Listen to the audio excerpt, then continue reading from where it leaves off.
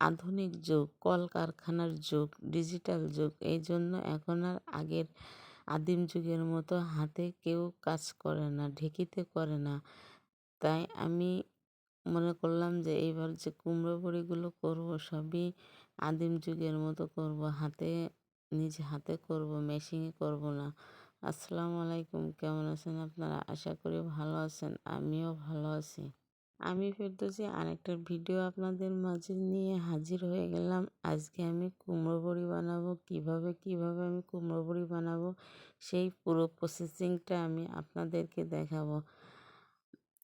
এখানে আমি কুমড়ো বড়ির জাতায় ঘুরোয় নিছি, নেওয়ার পরে এখানে পানি দিয়ে ভিজাই রাখছিলাম। সকালে ভিজাই রাখছি আর দুপুরে এই ডালগুলো বস্তাতে, একটা সালার বস্তাতে ভালোভাবে ঘষে নেব। কারণ এইখানে এই ঘষে নেওয়ার কারণে যে কালো যে খোসাগুলো, এই খোসাগুলো পাতলা হয়ে যাবে। পাতলা হয়ে গেলে পুকুরের পানিতে যখন এটা নিয়ে যেয়ে ধুবো, তখন মনে করেন যে এই কালো যে খোসাগুলো, এই পুরো খোসাগুলো পানির সাথে ভেসে যাবে। তখন ডালটা পুরো পরিষ্কার হয়ে যাবে। এর ভিতরে সামান্য 2-1টা ময়লা থাকবে, সেই 2-1টা ময়লা নিজের হাতে খুঁটে নিলে হয়ে যাবে। এখানে আমি ডালগুলো খুঁটে নিচ্ছি, কারণ এখানে দেখেন কতটা ফ্রেশ হয়ে গেছে। ফ্রেশ হয়ে যাওয়ার পরে 2-1টা থাকে, এই 2-1টা খুঁটে নিয়ে তারপরে এটা পুরো বড়ি বানানোর প্রসেসিংয়ে হয়ে যাবে। আপনাদের কোন কোন জেলায়, কার জেলায় কিভাবে বড়ি বানাই, এটা আপনারা আমাকে কমেন্টে জানাবেন। আর আমার বড়ি বানানোর ভিডিওটা আপনাদের কেমন লেগেছে আমাকে সেটা কমেন্টে জানাবেন। আর আমার ভিডিওটা আপনারা একটু শেয়ার করে দিবেন। এখানে আমি এইভাবে খুঁটে নেব। খুঁটে নেওয়ার পরে যখন পুরোটা কোটা হয়ে যাবে, তখন এটা আমি ব্লেন্ডার বলেন কিংবা মেশিন বলেন কিংবা পাটায় বলেন, এটা আমি ব্লেন্ডারও করব না, মেশিনে দিব না।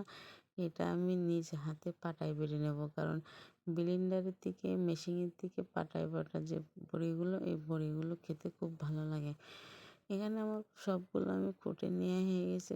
এভাবে দেখেন, এর ভিতরে একটা কোনো খোসা ময়লা কিছু নেই, অনেকটা পরিমাণ সাদা হয়ে গেছে। এখানে আমি কিভাবে যে বড়িগুলো ফেনাই, এই ফেনানোর পুরো প্রসেসিংটা আমি আপনাদের দেখাবো। কারণ এখানে আমি অনেকবার ভালো করে একটু ফেটিয়ে নিয়েছি। ফেটিয়ে নেওয়ার পরে যে কুমড়ো আছে, চাল কুমড়োটা আমি ধুয়ে পানি ঝরিয়ে রেখেছিলাম, সেটা এর ভিতরে দিয়ে দিলাম। দিয়ে এখানে আমি, আপনারা যখন বড়ি বানাবেন তখন বড়ি কিন্তু মানে শুধু ঘোরায় ফেনাবেন। এখানে আমি পরিমাণ মতো একটু লবণ, একটু পানি এগুলো দিয়ে দিয়েছি। দিয়ে দেওয়ার পরে ভালো করে একটু ফেটিয়ে নেব, গুঁড়ো করে নেব। এখানে কিছু মানুষ এইভাবে মুট করে, দেখেন আমি কীভাবে দেখাচ্ছি এইভাবে, কিন্তু বড়ি বানাতে গেলে এইভাবে মুট করবেন না। মুট করলে বড়ি ঘুট লেগে যায়। এখানে আমি যেভাবে হাত দিয়ে ঘোরাই নিচ্ছি, এইভাবে ঘোরাই নেবেন।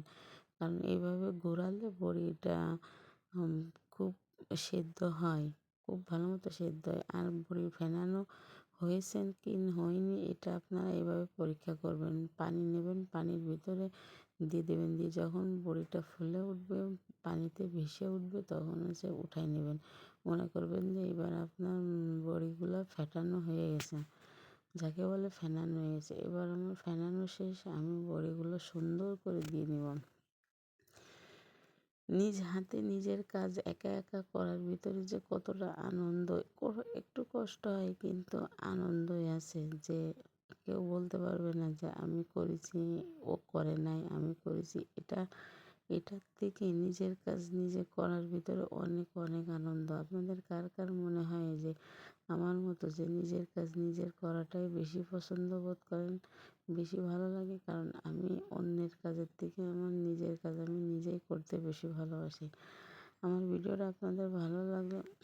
বড়িগুলো কত সুন্দর হয়েছে না, এক সাইজের হয়েছে, দেখতে অসম্ভব সুন্দর লাগে।